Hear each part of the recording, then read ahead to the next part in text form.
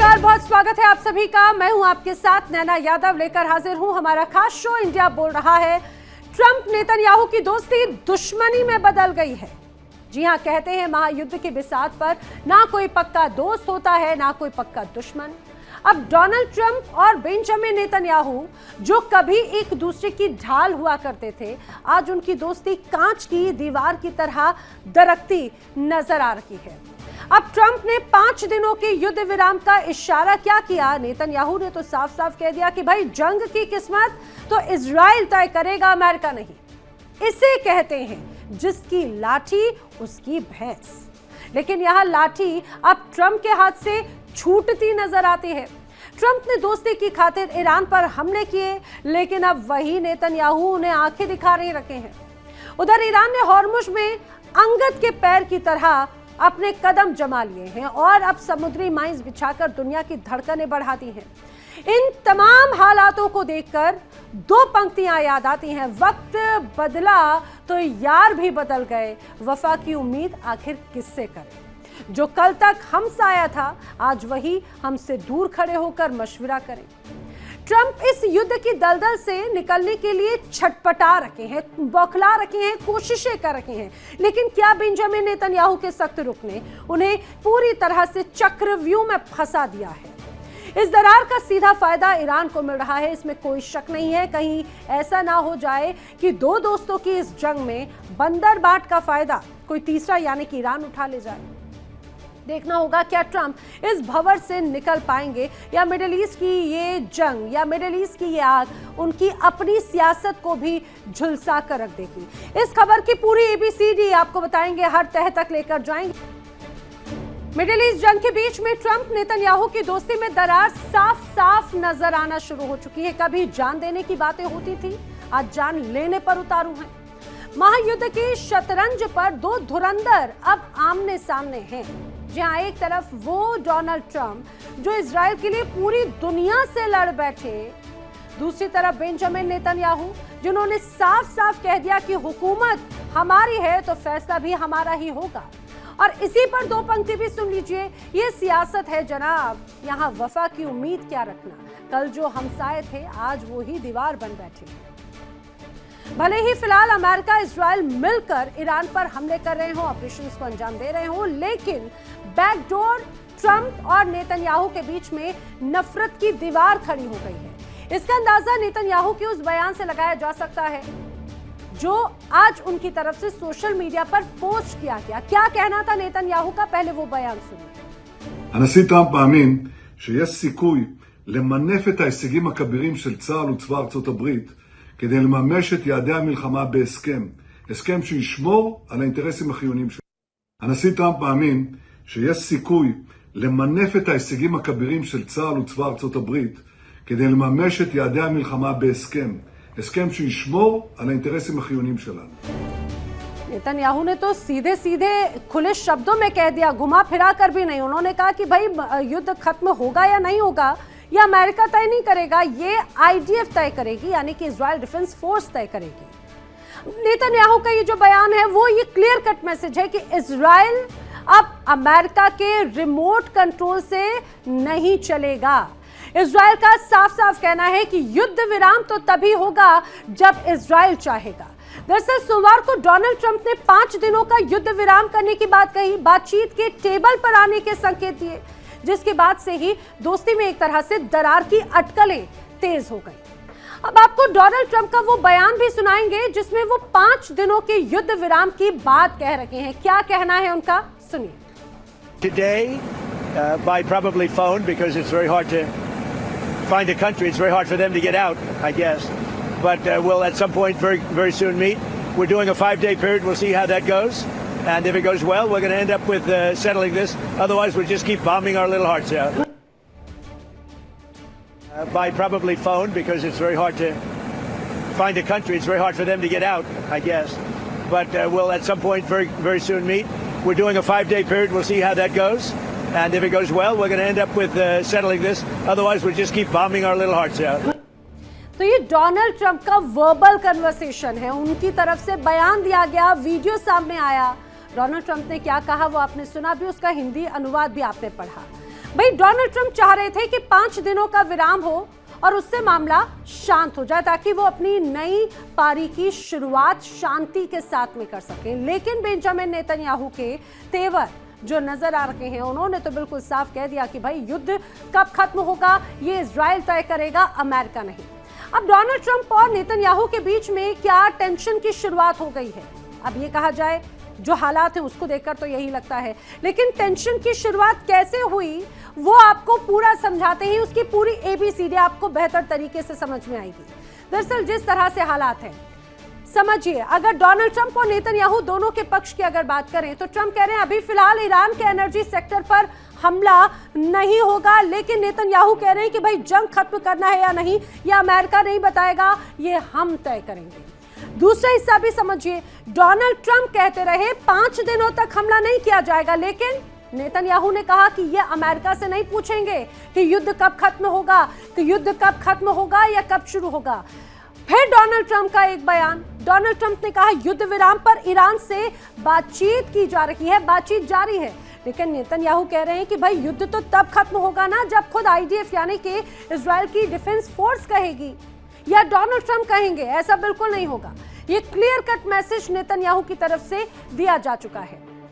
तो Donald Trump को शायद इस बात का अंदाजा नहीं था कि जिस दोस्त के लिए उन्होंने ईरान पर हमले कर दिए, पूरी दुनिया से पंगा ले लिया, बुराई ले ली, उन्हें आज वही दोस्त आंखें दिखा रहा है। नेतन्याहू बखूबी जानते हैं कि डोनाल्ड ट्रंप को मिडिल ईस्ट से निकलना है और यही ट्रंप की सबसे बड़ी एक तरह से कमजोरी बन गई है। ट्रंप के लिए स्थिति अब ऐसी है कि आगे कुआं है तो पीछे खाई। एक तरफ वो अमेरिका को बाहरी युद्धों से बाहर निकालना चाहते हैं तो दूसरी तरफ नेतन्याहू उन्हें और गहरे दलदल में खींच रहे हैं।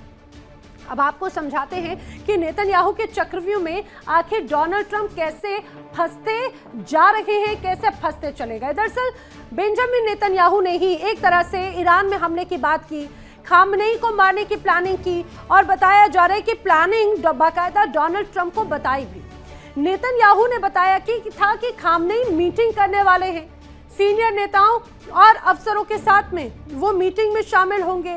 तो नेतन्याहू ने यह भी कहा कि शायद देखा जाए तो खामनेई को मारने का इससे बेहतर मौका आगे कभी मिल पाए। डोनाल्ड ट्रंप को ऑपरेशन की पूरी स्ट्रैटेजी बताई, सिंबॉलिक दोनों के बीच में बातचीत भी हुई, फिर भी ईरान पर हमले के लिए ट्रंप तैयार नहीं हुए कहा जा रहा है। नेतन्याहू ने ट्रंप को चुनाव प्रचार में उन पर हुए हमले की भी याद दिलाई, बताया था कि देखो याद करो कैसे हमला हुआ था। और ईरान ने कथित तौर पर डोनाल्ड ट्रंप की हत्या की साजिशें भी रची थी, ये बात भी बेंजामिन नेतन्याहू ने डोनाल्ड ट्रंप के दिमाग में डाल दी। और उसके बाद ईरान पर हमले के लिए डोनाल्ड ट्रंप तैयार हुए। उन्होंने कहा कि भाई ईरान तो मेरे लिए बड़ी जान का खतरा है। नेतन्याहू के दबाव में आकर डोनाल्ड ट्रंप हमला करने को मजबूर हो गए और हमला करने के लिए मजबूर किया एक तरह से नेतन्याहू ने। नेतन्याहू की ही जिद थी कि ईरान के साथ में जंग लड़ी जाए। नेतन्याहू की ही जिद ने डोनाल्ड ट्रंप को अब एक ऐसे युद्ध में फंसा दिया जहां से निकलने के लिए वो अब छटपटा रहे हैं। डोनाल्ड ट्रंप को डर है कि अगर वो इजराइल का साथ छोड़ देते हैं तो उनकी इमेज गिर जाएगी, इमेज खराब हो जाएगी, और अगर वो साथ देते हैं तो अमेरिका तो एक फॉरएवर वॉर की आग में जल जाएगा। इसीलिए डोनाल्ड ट्रंप 5 दिनों के युद्ध विराम के बीच में शांति प्रस्ताव पर बातचीत की बात कर रहे हैं। लेकिन जारी भीषण युद्ध के बीच में डोनाल्ड ट्रंप का प्रस्ताव क्या शांति बनाने के लिए है या युद्ध का नया दांव है? क्यों ट्रंप की फितरत एक तरह से दगाबाज वाली हो गई है? वो कहते कुछ हैं और करते कुछ हैं। कैसे? अब आइए आपको समझाते हैं। इसके कई अलग अलग कारण हैं, समझिए। डोनाल्ड ट्रंप ने क्या कहा और आखिर डोनाल्ड ट्रंप ने किया क्या। खासतौर से वेनेजुएला की तस्वीर देखी। वेनेजुएला से बातचीत हो रही है। डोनाल्ड ट्रंप ने कहा हुआ क्या, वेनेजुएला के राष्ट्रपति मादुरो को ही वहां से उठा कर लिया, उन्हें पकड़ लिया। डोनाल्ड ट्रंप ने कहा था कि ईरान से बातचीत कर रहे हैं, लेकिन हुआ क्या, बातचीत के बीच में सबसे बड़ा हमला ईरान पर कर दिया। डोनाल्ड ट्रंप ने कहा कि भाई रूस से सीजफायर पर बातचीत हो रही है, लेकिन यूक्रेन को हमलों के लिए और हथियार देने शुरू कर दिए। तो ये कथनी और करनी का बड़ा अंतर है डोनाल्ड ट्रंप का। चाहे बात वेनेजुएला का हो, रूस का हो या ईरान का, हर बार बातचीत की आग में, युद्ध में आग में घी का काम डोनाल्ड ट्रंप करते रहे हैं और पिछले कुछ वक्त से देखने को मिलता है। इसीलिए डोनाल्ड ट्रंप की अब फितरत पर ही बड़े सवाल खड़े होने लगे और सिर्फ ये रूस, ईरान या वेनेजुएला नहीं, बल्कि खुद अमेरिका की जनता कहती है। ट्रंप की दगा देने वाली जो फितरत है, जो इमेज है, उसी की वजह से ईरान में अब फूंक फूंक कर कदम आगे बढ़ाए जा रहे हैं। ट्रंप के किसी भी दावे पर यकीन नहीं किया जा सकता और इंतकाम का बदला लेने के लिए अपने प्रहार और तेज लगातार किए जा रहे हैं इजराइल और ईरान दोनों की तरफ से। डोनाल्ड ट्रंप के दावों के बीच में ईरान मिसाइलों से लगातार जवाब दे रहा है। कैसे, आपको वो भी बताते हैं किस तरह से ट्रंप के दावों के बीच में ईरान ने बड़ी तबाही मचाई है। देखिए, डोनाल्ड ट्रंप के समझौते के बयान के बाद में आईआरजीसी ने क्या किया। आईआरजीसी ने दरअसल हमला किया और तेज जवाबी कार्रवाई की। ईरानी सेना ने हमले के 78वें फेज पे तहत मिसाइलें दागना शुरू की। इजराइल के 4 बड़े शहरों पर एक साथ कई मिसाइलें दाग दी। बैलिस्टिक मिसाइल के साथ साथ क्लस्टर म्यूनिशन से भी हमला किया गया। इतना ही नहीं, डिमोना और तेल अवीव के पास में उसके साथ में हाइफा पर भी बड़े हमले किए गए हैं। तो डोनाल्ड ट्रंप ने बयान दिया, आईआरजीसी ने जवाबी कार्रवाई की। अब समझिए, इस लड़ाई का सबसे बड़ा फायदा अगर कोई उठा रहा है तो वो उठा रहा है ईरान। जी हाँ, ईरान को अभी तक आप विक्टिम के तौर पर देख रहे थे, लेकिन फिलहाल ईरान इस परिस्थिति में विन विन कंडीशन में नजर आता है। ईरान ने हॉर्मुज की खाड़ी में रामायण काल के पात्र महाबली के पुत्र अंगद की तरह पैर जमा लिए। सिर्फ मिसाइलें ही नहीं, बल्कि ईरान तो अब समंदर में ऐसी साइलेंट किलर मिसाइल बिछा चुका है, माइंस बिछा चुका है, जो पूरी दुनिया की सप्लाई चेन को ठप कर सकती है, और ये अंडर प्रोसेस है। अब अमेरिका और इजराइल के लिए ईरान को रोकना एक तरह से लोहे के चने चबाने जैसा होगा। ईरान बखूबी जानता है कि ट्रंप और नेतन्याहू के बीच की दरार ही उसकी जीत का बड़ा रास्ता बन सकती है। अब हॉर्मुज में ईरान किस तरीके से जाल बिछा रहा है, कैसे बड़ी चुनौती दे रहा है, वो भी जरा समझिएगा। दरअसल एक न्यूज के सोर्सेज हैं, वो लगातार ये बताते हैं कि किस तरह के हालात हैं। हॉर्मुज को लेकर अमेरिकी अधिकारियों का सनसनीखेज दावा एक तरह से किया गया है। डील के बीच में ईरान ने हॉर्मुज स्ट्रेट में ऐसी अंडर वाटर माइंस बिछाई जो बड़ी तबाही ला सकती है। किस रूप में? 1 दर्जन करीबी अंडर वाटर माइंस हैं। समुद्र की माइंस स्ट्रेटेजिक जगहों पर बिछाई गई हैं, और ये ईरान अमेरिका के डील के बीच में तेहरान पर माइंस बिछाने का आरोप लगा है। हॉर्मुज में माइंस बिछने से ग्लोबल एनर्जी सप्लाई पर भी बड़ा खतरा मंडराता हुआ नजर आता है। हालात जैसे हैं, आगे जंग और भीषण होगी अगर ट्रंप ने लगाम नहीं कसी तो। मिडिल ईस्ट की या पूरी दुनिया को अपनी चपेट में ले लेगी।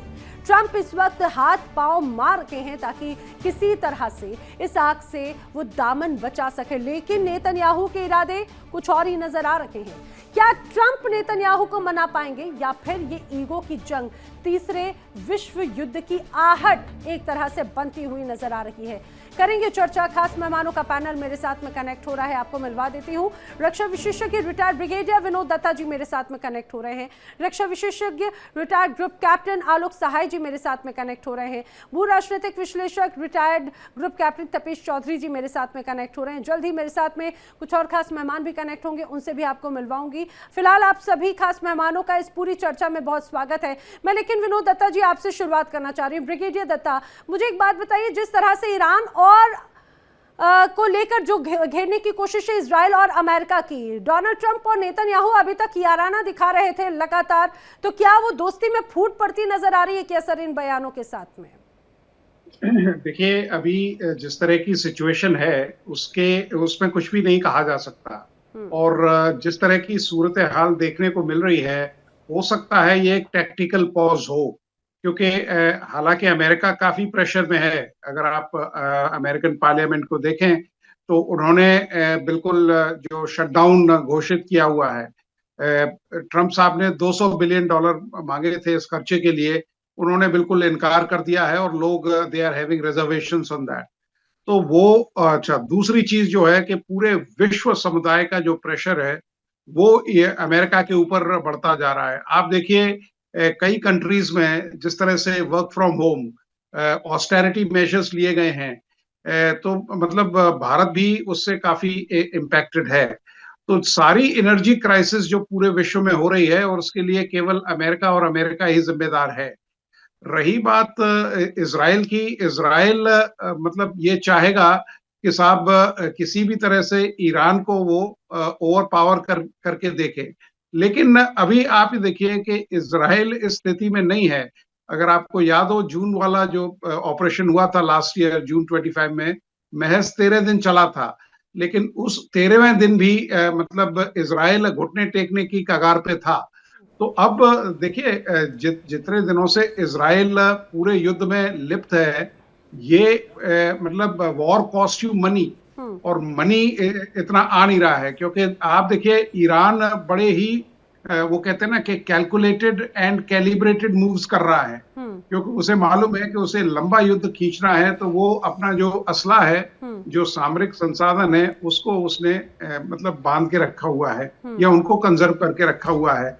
अमेरिका इनिशियली मतलब वो जो जिस तरह से ट्रम्प साहब वाज गोइंग गंगो कि भाई ठीक है, हमने ये कर दिया, हमारे पास ये असला है, और उन्होंने ये रियलाइज नहीं किया कि किस तरह से जो उनके देश के ऊपर है उसका इम्पैक्ट पड़ेगा। 188 बिलियन देखिए क्या ये डॉलर्स दोस्ती में दरार पड़ रही है, ये क्योंकि समझना बहुत जरूरी है। एक तरफ प्रोडक्टिव टॉक की बात करते हैं डोनाल्ड ट्रंप, लेकिन दूसरी तरफ ये कहा जाए कि कंप्लीटली इजराइल की तरफ से कहा जा रहा है कि भाई मिलिट्री ऑपरेशंस वो पूरी तरह से फोकस्ड रहे। हाँ बिल्कुल, देखिए यकीनन विचारधारा में तो मतलब डिफरेंसेस आएंगे, क्योंकि आप देखिए जब भी मतलब जब नेतन्याहू साहब अमेरिका गए थे तब ये पूरा ऑपरेशन प्लान किया गया था, और आप देखिए जब भी मोसाड चीफ अमेरिका विजिट किया है तब उसके इमीडिएटली बाद मतलब कोई ना कोई बड़ा ऑपरेशन इजराइल ने अंजाम दिया है। तो इसमें अमेरिका की पूरी ब्लेसिंग्स हैं उनके पास, लेकिन जिस तरह से अमेरिका की साख में बट्टा लगता हुआ दिखाई दे रहा है, आप देखिए खाड़ी के जितने देश हैं उनका बिल्कुल भरोसा अमेरिका से उठ गया है। बाकी के देश भी ये देख रहे हैं कि साहब अमेरिका जिस तरह से उनको मदद करने में नाकामयाब है, वो बताता है कि किस तरह से लोग अमेरिका के प्रति उनके मतलब ट्रस्ट डेफिसिट देखा जा रहा है। अमेरिका भी इस हालत में नहीं है। देखिए ये कई पॉलिसी डिसीजंस ऐसे हैं जो ट्रम्प साहब ने अपने आप ही ले लिए हैं। उन्होंने जितने भी वहाँ सेनेटर्स हैं या जो वहाँ के जो सियासतदान हैं उनको कंसल्ट नहीं किया गया है। बिल्कुल बिल्कुल, और मुझे लग रहा है ये तो शायद इसके लिए तो पहचाने भी जाते हैं डोनाल्ड ट्रंप, वो कब क्या कहते हैं, क्या कोई डिसीजन ले लें। बिल्कुल, देखिए कहते हैं ना कि you can fool some people for some time but you can't fool all the people all the time. तो यही ट्रम्प साहब मतलब गलती करते रहते हैं, और ट्रम्प साहब को तो मतलब उस चीज का याद रखना चाहिए, कहते हैं ना कि ताउम्र गालिब यही गलती करता रहा, धूल चेहरे पे थी और आईना साफ करता रहा। अब वो ये सोचते हैं कि साहब अमेरिका की सबसे बड़ी पावर फायर पावर है, तो वो अब मतलब वो दौर चला गया। मुझे लग रहा है ये इसके क्या क्या कारण हो सकते हैं इस पर तो चर्चा करूं, लेकिन मैं जल्दी से एक बार आलोक साहे जी से भी इसी पर एक जवाब ले लेती हूं। आलोक साहे जी, डोनाल्ड ट्रंप क्या कहते हैं, उनकी कथनी करनी में क्या क्या अंतर रहते हैं, वो हमने रूस के वक्त में देखा, वेनेजुएला के वक्त में देखा, ईरान के बीच में भी देखा, वो पीस टॉक की बात के बीच में कहां पर आग में घी का काम कर दे कुछ कहा नहीं जा सकता। ये किस तरह की साइकोलॉजिकल वॉर पेश करने की कोशिश डोनाल्ड ट्रंप कर रहे हैं सर? नैना जी देखिए, अगर आप ट्रंप के स्टेटमेंट्स देखें जब से ये युद्ध शुरू हुआ है, उन्होंने अपना गोल पोस्ट कम से कम 10 बार चेंज किया है। 10 बार उन्होंने ऑब्जेक्टिव्स अपने चेंज किए हैं। आप उनका स्टेटमेंट अगर देखें, कई चैनलों पर भी ये बात आई है अभी। तो ट्रंप जो है वो कोई फिक्स्ड ऑब्जेक्टिव के साथ, लॉन्ग टर्म डिटर्मिन्ड अप्रोच के साथ किसी युद्ध में जाते हुए नहीं दिख रहा है। वो जब जैसा माहौल बनता है, जहां उनको फायदा लग रहा है, जहां नुकसान लग रहा है, वहां पर वो अपने बहुत ही जल्दी अपना ऑब्जेक्टिव चेंज कर देते हैं, अपना गोल चेंज कर देते हैं। ये दर्शाता है कि वो एक बिजनेसमैन जैसा ज्यादा काम कर रहे हैं, एक अमेरिका सुपर पावर के डिप्लोमेट के जैसा उनका बर्ताव अभी भी नहीं है। अमेरिका ने जो ये युद्ध शुरू किया, इसमें कोई शक नहीं होना चाहिए किसी को, ईरान से अमेरिका को सीधा कोई खतरा नहीं था। ईरान से खतरा था इजराइल को, उसके एग्जिस्टेंस को खतरा था, क्योंकि ईरान बार बार ये कहता रहा है death to Israel, death to America, और इजराइल को विश्व के नक्शे से खत्म करना मेरा उद्देश्य है। ये कई बार पब्लिक प्लेटफॉर्म से वहां के नेताओं ने ये बात कही है। एक ऐसा देश अगर इस तरह के हथियार बनाने लगे और एटॉमिक हथियार बनाने लगे, तो निश्चित रूप से इजराइल को के एग्जिस्टेंस का खतरा है। तो इजराइल ने अमेरिका का साथ लिया, उसको मजबूर किया, चाहे जो भी हो, दोनों बहुत ही पार्टनर्स हैं, very close partners in war. तो इजराइल को बचाने के लिए अमेरिका इस युद्ध में आया है। अब आया है तो जोश में ट्रंप साहब ने जो अपने ऑब्जेक्टिव डिक्लेयर कर दिए, अब ये नजर आ रहा है कि वो कोई भी ऑब्जेक्टिव उनका पूरा होता नहीं दिख रहा है। तो क्या सर फंस गए क्या डोनाल्ड ट्रंप इसमें? वो भले अमेरिका इस युद्ध में आया जी, बहुत ही बुरी तरह से। मैं नैना जी, मैं जस्ट 2 मिनट समझ लीजिए, मैं आपको बताऊंगा कैसे वो फंसे हैं।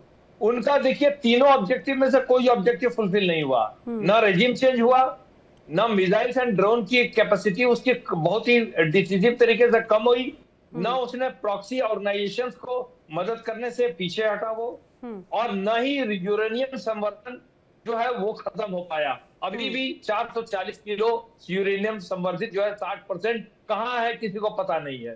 तो अमेरिका का तो कोई भी ऑब्जेक्टिव क्लियर नहीं हुआ। दूसरी तरफ आप देखिए, स्ट्रेट ऑफ हॉर्मुज बंद हो गया, विश्व में तेल की हाहाकार मच गया, सीएनजी का हाहाकार मच गया, पूरा यूरोप और विश्व इन्फ्लेशन के चपेट में आ रहा है।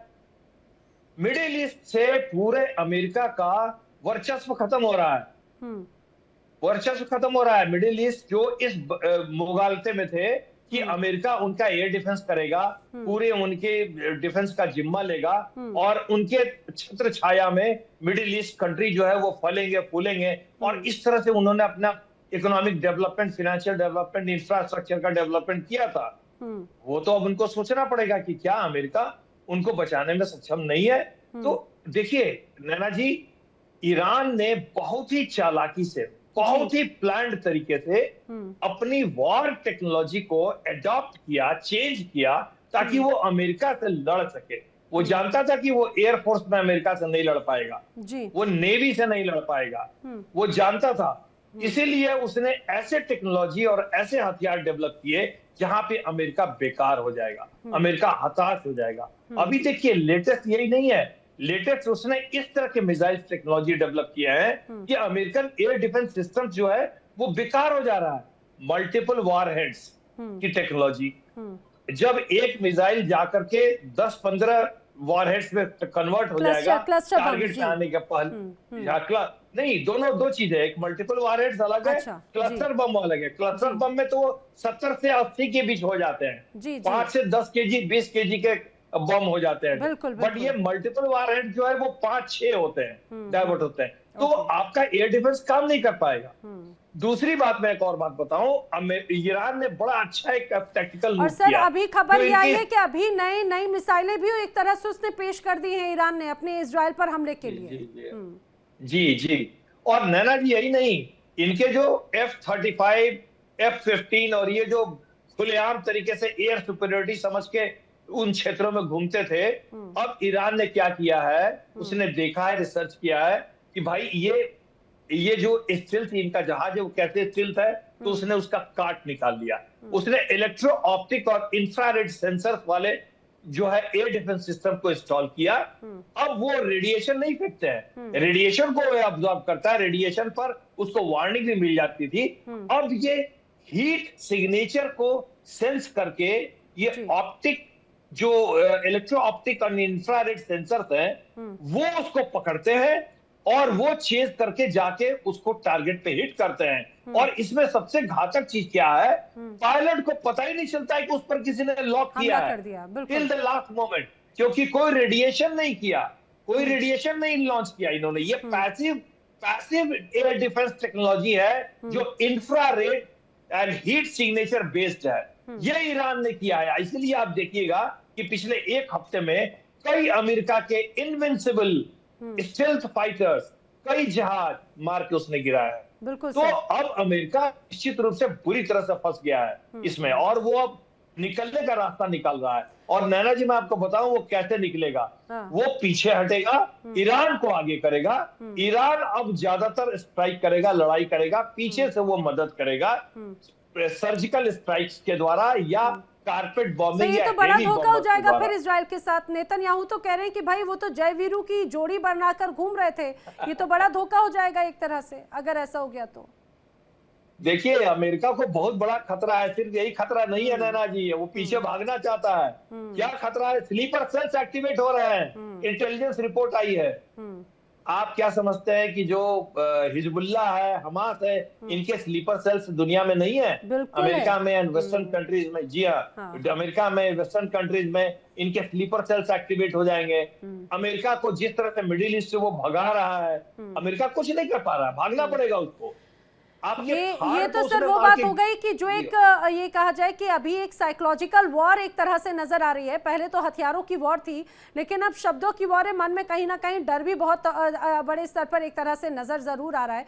जिस तरह से अभी हालात है उसको देखकर तो जरूर ये स्पष्ट कहा ही जा सकता है। लेकिन तपेश चौधरी जी, एक और बात जो यहाँ पर एग्जिट प्लान की बात कर रहे थे सहाय सर, WHO की भी एक रिपोर्ट सामने आई और WHO की रिपोर्ट की तरफ से दुनिया में अलग अलग जगहों पर लोगों को अलर्ट रहने के लिए कहा गया, हर देश को अपनी तैयारी करने के लिए कहा गया, क्योंकि रेडिएशन वॉरफेयर भी बड़े स्तर पर नजर आता है। इन केस 0.1% भी अगर इस तरह की इस जंग के साथ में मिडिल ईस्ट में शुरुआत हो गई तो डोनाल्ड ट्रंप अपने ऊपर इस तरह का कोई टैग, कोई तमगा शायद नहीं लेना चाहते, और वो जानते हैं कि आने वाले वक्त में अगर ऐसा हो गया तो बुरी तरह से घिर जाएंगे वो।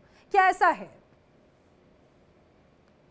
Good evening, Nana, and all co-panelists and all viewers. 0.1% नहीं, ये 0.1% कब 10% और 100% हो जाएगा, इसके चांसेस हम कह नहीं सकते। देखिए, आज तक ट्रम्प साहब ने जो भी, चाहे वो अफगानिस्तान के बारे में बात की हो या बाकी सब पुराने इराक के बारे में बात की हो, उन्होंने अपने प्रेडिसेसर्स यानी उनसे पहले जितने प्रेसिडेंट रहे उन सब की गलतियां गिनाई थी। ये गलती ट्रम्प की है। तो अगर आप ट्रम्प देखिए, ट्रम्प साहब बिजनेसमैन तो हैं, तो बिजनेसमैन का सबसे बड़ा गुण क्या होता है कि जहां मुझे नुकसान दिखे मुझे वो रास्ता बंद करके अपने बिजनेस इंटरेस्ट के हिसाब से दूसरी तरफ निकल लेना चाहिए। लेकिन इसके साथ साथ आदमी की ईगो भी होती है। ये हम सब नहीं, पूरा वर्ल्ड जानते हैं कि ट्रम्प साहब की क्या ईगो है और वो क्या ईगो लेके चल रहे हैं as a American president, as a human being.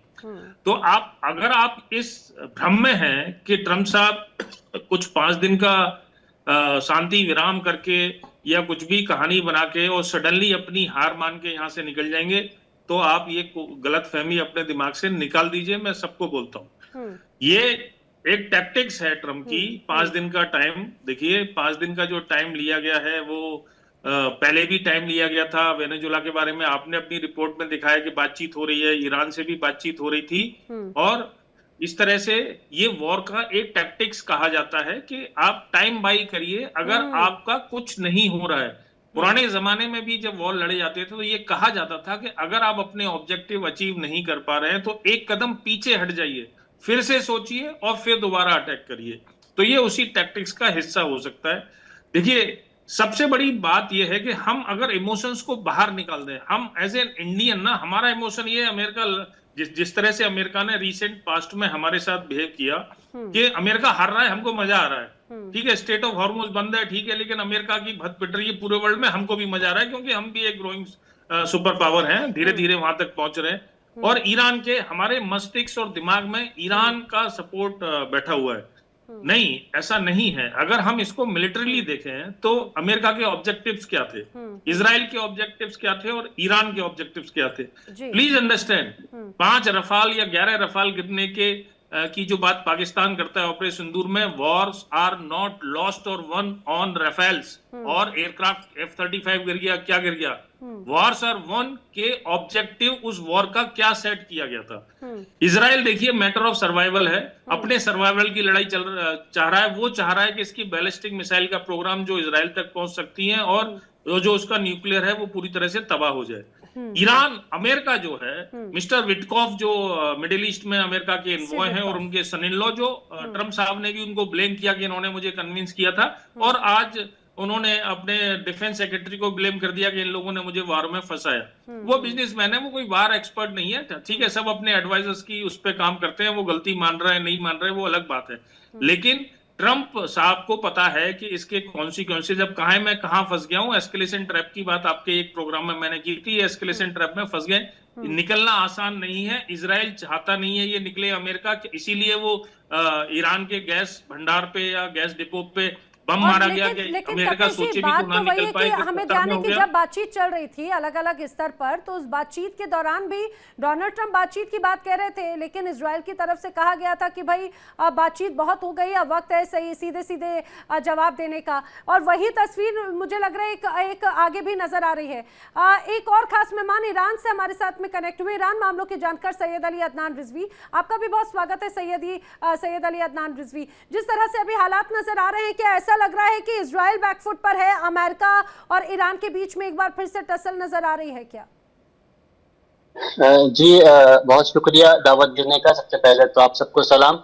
Back foot पर है या नहीं है, ये हमें समझने के लिए अभी तक जो बातें हुई हैं वही काफी थी। कि आप देखें ट्रम्प के बयानात कि जो इंसान यूं तो देखा जाए तो पूरी गुफ्तगू टेबल पर हो रही थी, कतर में मुकम्मल तौर पे जो है नेगोशिएशन वाली बात चल रही थी, और आके जो है ट्रम्प बगैर किसी बात के हमला कर देते हैं और ईरान के टॉप लीडर्स को मार देते हैं। और उसके बाद जब ईरान अपना रिटेलिएशन करता है तो मुकम्मल तौर पे फिर बयान के बाद एक बयान, दूसरा बयान, तीसरा बयान बदलने लगते हैं। क्यों? क्योंकि जो है जिस अवाम और जिन लोगों के लिए ये कहा गया था कि हम उनके लिए लड़ रहे हैं, उनको निजात दिलाने के लिए लड़ रहे हैं, वही सारे अवाम जो है इस वक्त अपनी हुकूमत, अपने निजाम के लिए सड़कों पर है हर रात। यानी अगर मैं आपको तस्वीर भेज सकूं तो हर रात पिछले 23-24 दिन से रात के वक्त ये पब्लिक अपने औरतें बच्चों के साथ आ जाती है, पूरी रात रहती है, और फिर सुबह उनके जवान, उनके मर्द अपने जॉब पर निकलते हैं। और ये तब हो रहा है कि जब उस पर से जो है धमाकों की आवाज भी आती रहती है। तो उस जिसका दावा था कि हमने न्यूक्लियर प्रोग्राम खत्म कर दिया, हम ईरान को हरा देंगे, आज उन्होंने क्या लिखा है कि द कंट्री ऑफ ईरान। तब उसको कंट्री मानने को और ईरान समझने को सब कुछ अब वो अपने बैकफुट पे आ रहा है। तो उनके बयान से वाजे है कि वो बैकफुट पर हैं, लेकिन इस तरफ से उनके बैकफुट से काम नहीं चलेगा। ईरान ने बहुत साफ ये कह दिया है कि हम जो है, हमारी अमेरिका से कोई बातचीत नहीं है। अगर इस तरह की कोई बातें आए, किसी भी तरह की गुफ्तगू का कोई इम्कान नहीं। अमेरिका कह रहा है बातचीत की जा रही है, डोनाल्ड ट्रंप कह रहे भाई दो दिन की जो बातचीत है बड़ी प्रोडक्टिव टॉक रही है। प्रोडक्टिव टॉक की किससे है लेकिन अमेरिका ने? जी, यही बात है कि अभी तक जो बात की बात है, ईरान ने साफ इनकार किया। तमाम टॉप कहता अब्बास इराकी साहब ने भी ये बात कह दी कि हमारी कोई गुफ्तगू, कोई भी बात अभी रिजवी साहब की आवाज चली गई है। तपिश चौधरी जी, वही बात जो आप पहले कह रहे थे, मुझे लग रहा है रिजवी जी भी उसी बात को एड ऑन कर रहे हैं।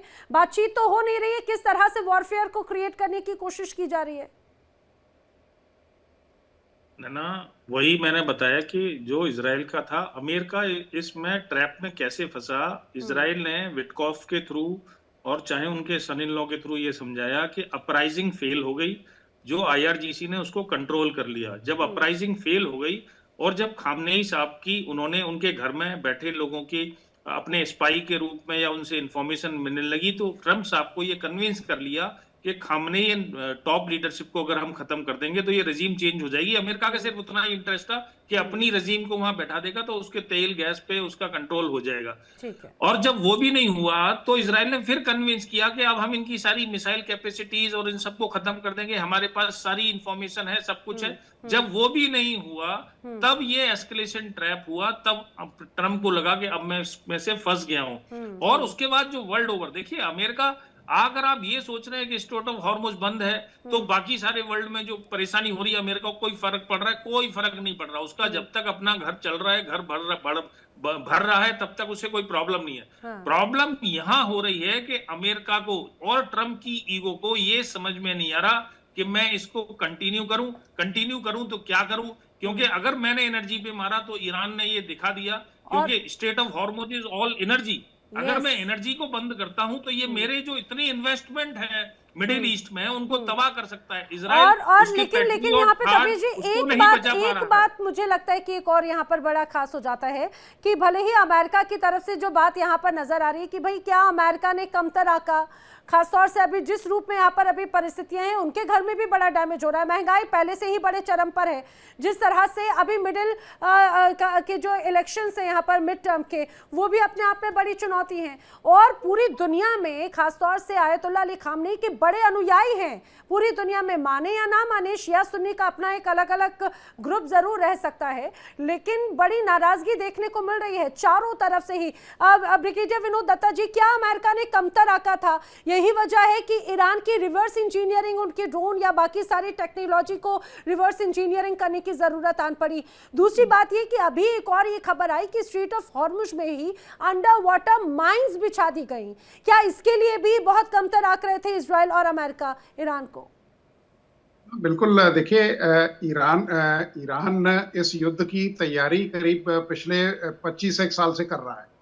और आप ये देखिए, उसे मालूम था जब से अमेरिका और ईरान के रिश्ते खटाई में पड़े हैं, तब से ही उन्हें मालूम था कि अमेरिका किसी न किसी दिन इजराइल के साथ मिलके इस तरह के ऑपरेशंस को अंजाम देगा।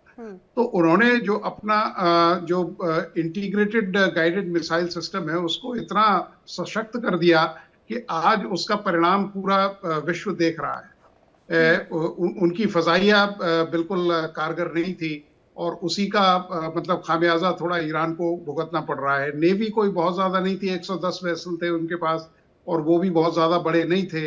तो ट्रम्प साहब इसी बात को लेके खुश है कि साहब मैंने उनकी एयरफोर्स को खत्म कर दिया। एयरफोर्स थी नहीं, खत्म क्या करेंगे आप? उनकी नेवी इतनी फॉर्मिडेबल नहीं थी, ब्लू वाटर नेवी नहीं थी, तो आप क्या खत्म करेंगे?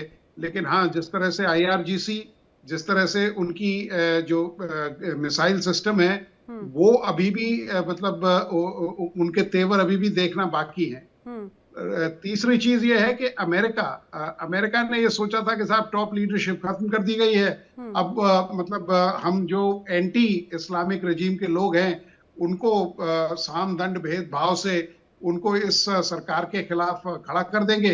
लेकिन उन्होंने सबसे बड़ी गलती यही की कि जो अली खमनाई साहब थे, जो रिलीजियस लीडर सरबराह होते हैं, रहबर होते हैं शिया समुदाय के, वो जिस तरह का उनको सपोर्ट मिला, जिस तरह से लोगों ने उनको सपोर्ट किया, ये अमेरिका की सबसे बड़ी गलती हो गई। और अमेरिका अपने जैसा चौधरी साहब ने अभी बताया कि देखिए, कोई भी टर्मिनल ऑब्जेक्टिव जो है आपका है, वो अगर आप अचीव नहीं कर पाए तो आपकी हार ही है एक तरह से।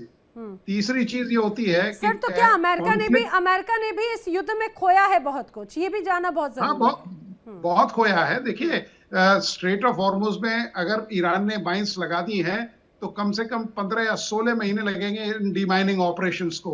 और अगर अमेरिका ने कोई मतलब इस तरह का मिस एडवेंचर दोबारा किया तो ये जो माइनिंग है इसकी डेंसिटी और बढ़ा दी जाएगी और इसका स्कोप भी बढ़ा दिया जाएगा।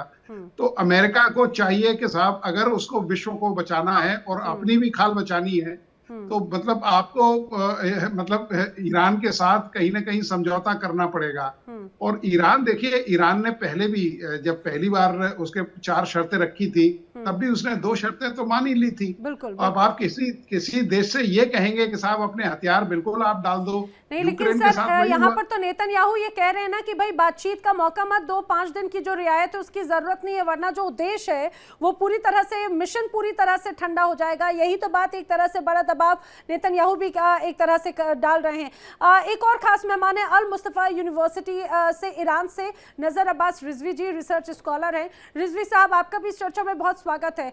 आपसे जरा समझना चाह रहे हैं, नेतन्याहू बिल्कुल फेवर में नहीं है, अमेरिका तक के बयान को पूरी तरह से खंडन कर दिया है, बातचीत नहीं होगी। दूसरी तरफ अमेरिका यू टर्न लेना चाह रहा है, वजह क्या है? बड़े स्तर पर खामनेई के समर्थकों का क्या रोष या गुस्से का सामना करना पड़ सकता है? क्या वजह मान रहे हैं अब्बास रिजवी जी? नजर अब्बास रिजवी जी, क्या आप तक मेरी आवाज पहुंच रही है? मुझे लगता है जी, नजर अब्बास रिजवी जी, आप तक मेरी आवाज पहुंच रही है? मुझे लगता है वो शायद उन तक आवाज़ नहीं पहुंच पा रही है। लेकिन यही सवाल मैं एक बार साहे सर आपसे लेना चाह रही हूँ, क्या यही वजह है कि मिड टर्म इलेक्शन बड़े स्तर पर आर्थिक तौर पर ये कहा जाए बहुत ज़्यादा डैमेज, बड़े स्तर पर ग्लोबली इमेज पर एक बड़ा तमगा कि भाई लेने तो चले थे एक तरह से ये कहा जाए कि पीस प्राइज, और युद्ध के युद्ध अपने कार्यकाल में शुरू कर दिए गए? मैंने आपको बताया ना कि क्या क्या उनके कैसे कोई भी ऑब्जेक्टिव उनका फुलफिल नहीं हुआ ईरान में। यही नहीं, इसके अलावा उनको क्या क्या और परेशानियां हुई। आप देखिए, स्ट्रेट ऑफ हॉर्मुज बंद हो गया, ऑयल के प्राइसेस बढ़ गए, पूरे विश्व में दबाव पड़ा, सारे विश्व के देश जो है वो एंटी अमेरिकन होने लगे हैं। इसके अलावा मिडिल ईस्ट से उसका प्रभुत्व खत्म होने का खतरा है। इसके अलावा ईरान के जो स्लीपर सेल्स हैं वो एक्टिवेट होने का खतरा है, जैसे कि खबरें आ रही हैं अमेरिका और वेस्टर्न कंट्रीज में। यही नहीं, आप करेंगे क्या वहां? आप अमेरिका के पास प्रश्न ये है कि आप ईरान में अभी क्या कर सकते हो?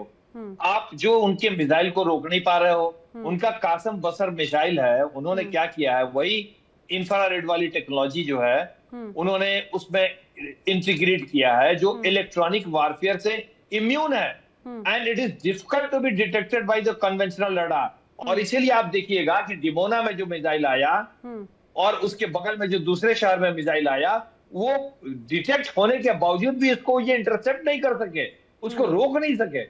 तो आपके जो most protected air defence centres हैं वो उसके मिसाइल को रोक नहीं पा रहे हैं। आपका जो मोस्ट प्रोटेक्टेड जहाज है, सबसे बड़ा विश्व का स्टील्थ जहाज F-35, वो डिटेक्ट हो जा रहा है because of electro optic and infrared techniques. तो अमेरिका तो बैकफुट में जाएगा ही। आप स्ट्रेट ऑफ हॉर्मुज में घुस नहीं पा रहे हैं क्योंकि आपको पता है कि आप बड़े अमेरिकी जो बेड़े हैं एयरक्राफ्ट कैरियर, उसको आप लेके घुस नहीं सकते उस सकरे जगह में। आपको वॉरशिप ले जाना पड़ेगा, एम्फीबियस वॉरशिप ले जाना पड़ेगा, जिसके लिए इन्होंने ट्रिपोली और बॉक्सर को वहां मंगवाया है। तो वो भी जब अंदर घुसेंगे, अगर युद्ध होगा, आप अगर स्ट्रेट ऑफ हॉर्मुज पे और खर्ग आइलैंड पे अगर आप कब्जा जमाना चाहते हैं तो आपको इसके लिए तैयार रहना पड़ेगा कि आपके कुछ जहाज मारे जाएंगे, कुछ सैनिक मारे जाएंगे, जो अमेरिका अभी इस समय सहने के लिए तैयार नहीं है, क्योंकि मिड टर्म इलेक्शन है नवंबर में और ट्रंप साहब बर्बाद हो जाएंगे, खत्म हो जाएंगे, उनको गद्दी से भी उतार दिया जा सकता है। अभी से आप देखिए उनके अपने पार्टी के लोग उनसे अलग चिपक रहे हैं। ब्लेम गेम होने लगा है। हमने देखा किस तरह से उन्होंने अपने डिफेंस सेक्रेटरी पर एक तरह से आरोप लगा दिया, उनको ये कह दिया कि भाई ये इनकी रणनीति थी, इन्होंने मुझे युद्ध में ढकेल दिया। जी, तो नैना जी देखिए, अभी सिचुएशन जो है ना, अमेरिका अगर युद्ध में उलझता है तो मुझे तो ऐसा लग रहा है कि बहुत बुरी तरह पिटेगा, बहुत बुरी तरह पिटेगा, क्योंकि अभी अमेरिका के पास, अब ठीक है आप कारपेट बॉम्बिंग करते जाओगे ईरान को, ईरान की इंफ्रास्ट्रक्चर को आप नुकसान पहुंचाओगे। अरे साहब, उसके जो जखीरे हैं आप उसका क्या कर लोगे? पूरे दुनिया को ये धोखे में रख रहे हैं पश्चिमी मीडिया वाले, अमेरिका के प्रभाव में आके। मुझे लगता है ये अमेरिका का दबाव भी कोई काम में आ नहीं रहा ना, कोई काम में आ नहीं रहा, क्योंकि चारों तरफ से अपने एक मतलब खासतौर से हिंदी में एक शब्द का इस्तेमाल किया जाता है, बड़ी छीछालेदर हो चुकी है। जिस रूप में अभी अमेरिका ने बड़े युद्ध में आग में घी डालने का काम किया। विनोद दत्ता जी, आप मेरी बात पे मुस्कुरा रहे हैं, ये सही है या नहीं है? हाँ बिल्कुल, मैं आपकी बात से बिल्कुल सहमत हूँ। जी जी, देखिए मैं बिल्कुल आपकी बात से सहमत हूँ। हाँ। क्योंकि अमेरिका न तो अब निकल सकता है ना उगल सकता है, और जिस तरह से उसकी मतलब ट्रम्प साहब की ताजपोशी होगी। आप देखिए उनके खुद के जो मिनिस्टर हैं, उन्होंने जो शटडाउन डिक्लेयर कर दिया है अमेरिका में, वो पैसा सैंक्शन नहीं कर रहे हैं। वो कह रहे हैं कि साहब ये किसकी लड़ाई है, why should we waste such a fortune. देखिए अमेरिका 975 बिलियन पहले अफगानिस्तान में खर्च करके आ गया, 188 बिलियन आपने यूक्रेन में खर्च कर दिए। अगले 10 साल तक 3 बिलियन का आपका सालाना वजीफा आप इजराइल को दे रहे हैं कि भाई मिडिल ईस्ट पे आप कंट्रोल रखें। तो ये इतने खर्चे कहां तक आप सपोर्ट कर सकेंगे? और सर अब तो खासतौर से मुझे लग रहा है कि डोनाल्ड ट्रंप खुद भी घिर गए। वो कह रहे हैं कि भाई नाटो में जितना पैसा लगाया, उनको लग रहा था कि ब्रह्मास्त्र होगा, जब मैं बोलूंगा मेरी कमांड पे काम करेंगे, लेकिन नाटो ने आईना दिखा दिया मिडिल ईस्ट की इस लड़ाई में। बिल्कुल नैना जी, आ रही 22 हूँ साहिल कंट्रीज सर, को जी नेटो। जी जी जी अच्छा, नहीं, 30 बोलिए। सेकेंड्स और। जी जी मुझे तो लगता है ईरान का एम मतलब अचीव होता हुआ दिखाई दे रहा है। चेंज ऑफ रेजिम अमेरिका में दिखाई दे रही है मुझे होती हुई। हाँ हाँ बिल्कुल सही कह रहे हैं। जी जी जी आलोक साहे जी। हाँ जी, नाना जी, मैं छोटी सी बात बोलना चाह रहा जी था। जी जी देखिए, उनके पास चीजें जहां पे और ड्रोन्स रखे हुए हैं, हाँ पूरा विश्व जानता है। आप गूगल पे चेक कर लीजिए वो कितने जमीन के नीचे है। वो मिनिमम हाइट उसकी 100 मीटर है और ज्यादातर एवरेज हाइट 800 से 1 किलोमीटर है। कई जगह 1.5 किलोमीटर नीचे है। ओह हार्ड एंड अच्छा सरफेस के 1.5 किलोमीटर 1 किलोमीटर नीचे है। जो सबसे बड़ा बंकर बस्टर बॉम्ब है अमेरिका का 7, उसकी पेनिट्रेशन जो कंक्रीट बंकर पे है वो 60 मीटर्स की है। तो आप क्या, किसको आप बेवकूफ बना रहे हो? हाँ हाँ आप इस बात को समझिए। और मुझे आप लग रहा है उसके सर वो एक जखीरे को बेवकूफ पहुंच ही नहीं बनाने सकते। वाला वक्त भी पुराना था। बेवकूफ बनाने वाला वक्त, नैरेटिव जी। गढ़ने वाला वक्त पुराना था। अब एआई के जमाने में पूरी दुनिया के सामने हर एक चीज एकदम पानी की तरह क्लियर नजर आती है। लेकिन रिजवी जी, यहाँ पर विनोद दत्ता जी ने जो बात कही कि कोशिश की जा रही थी कि ईरान में रिजीम चेंज कर देंगे, लेकिन हालात ऐसे नजर आ रहे हैं कि ये ना हो कि अमेरिका में रिजीम चेंज हो जाए, जो बड़ी नाराजगी है। ऐसे हालात लग रहे हैं क्या? नाराजगी है क्या? जी जी, बहुत शुक्रिया। बिल्कुल आपकी बात और इनकी बात भी सही है, आपने फरमाई।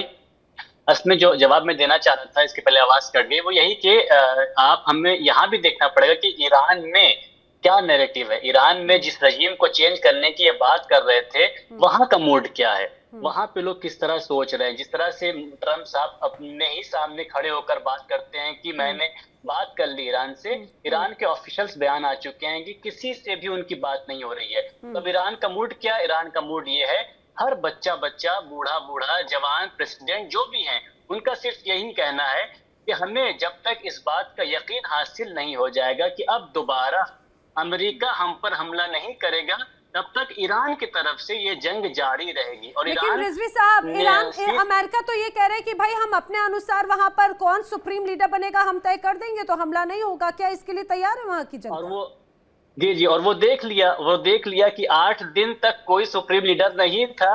ना अवाम ट्रम्प के सपोर्ट में आई और ना ही सुप्रीम लीडर आया। सुप्रीम लीडर जो है, जिसको ये मना कर रहे थे और कह रहे थे कि अगर मुश्तबा खामनेई बनेंगे तो हम इनको भी जो है खत्म कर देंगे, तो बिलाखिर बने वही। तो वहां पर भी उनकी नहीं चल रही। किसी ने बड़ा अच्छा जवाब दिया था डिप्टी फॉरेन मिनिस्टर ने कि जब न्यूयॉर्क का मेयर जो है इनके कहने पर नहीं चुना जाता है, तो वहां का सुपर पावर वो कैसे चुना जाएगा? तो ये ट्रम्प खाम ख्याली इस बात को छोड़ दें। बस हाँ, जो असल सवाल है कि अभी फिलहाल ट्रम्प की, अमेरिका की, ना तो वो जो दावा था बड़ा वाला कि हम मिडिल ईस्ट को महफूज रखेंगे, मेरे पास तो इतने डिफेंस सिस्टम में ना अपने मिडिल ईस्ट को महफूज रख पा रहे हैं, ना इसराइल को महफूज रख पा रहे हैं, और ना ही ईरान के ऊपर कोई ऐसा दबाव बना पा रहे हैं, बल्कि इस वक्त ईरान ही सब कुछ तय कर रहा है। आगे की जंग आप देखिएगा, अभी तो 24 दिन हुए हैं। मैं आपको बिल्कुल यकीन और इत्मीनान से ये बात यहाँ पर कह रहा हूँ इस टीवी पर, चैनल पर, कि आगे की जंग की तमाम तर प्रक्रिया जो है वो ईरान तय करेगा। कब जंग रुकनी है, कैसे रुकनी है और क्या होना है, ये सब ईरान के हाथ में है। यानी आप ये कह रहे हैं कि भाई ना नेतन्याहू तय करेंगे, ना डोनाल्ड ट्रम्प तय करेंगे, बल्कि खामनेई तय करेंगे। भले आयतुल्लाह अली खामनेई तो नहीं रहे, लेकिन अभी फिलहाल सुप्रीम लीडर मुश्तबा खामनेई तय करेंगे या ईरान की IRGC तय करेगी कि युद्ध कब रुकेगा, कब नहीं रुकेगा। लेकिन फिलहाल 5 दिन की मियाद, क्या उसके बाद में आने वाले वक्त में जो बात अभी एक्सपर्ट्स ने कही कि ये बैकस्टेप जाकर एक बार फिर बड़ी आक्रामकता की बात कही गई है, क्या वही तस्वीर नजर आएगी और ईरान भी क्या उसके लिए बड़ा तैयार है? ये देखना दिलचस्प होगा। फिलहाल आप सभी मेरे साथ इस चर्चा में शामिल हुए, आप सभी का बहुत बहुत शुक्रिया। यहाँ पर वक्त एक बहुत छोटे से ब्रेक का। इंडिया डेली अब आपके स्मार्ट टीवी पर भी मौजूद है। देखिए इंडिया डेली 24/7 अब आपके स्मार्ट टीवी पर। इंडिया डेली मौजूद है सभी डिजिटल प्लेटफॉर्म पर लाइव और लगातार।